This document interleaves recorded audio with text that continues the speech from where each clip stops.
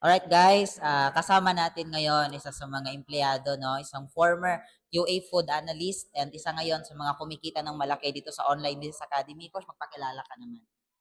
Hi sa mga viewers natin right now. By the way, I'm Aprilene Dagunlay, isang former QA food analyst.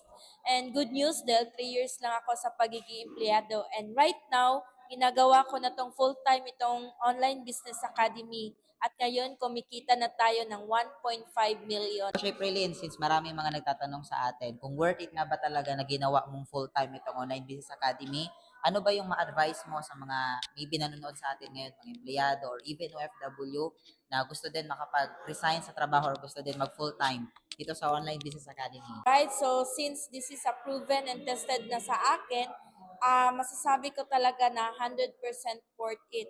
Lalo na ikaw isang empleyado na kagaya ko before na hindi sapat yung kinikita kasi meron tayong tinatawag na inflation. Yes. Nagmamahalan yung bilihin pero yung sahod ganun pa rin. So I know makaka-relate ka dito sa akin.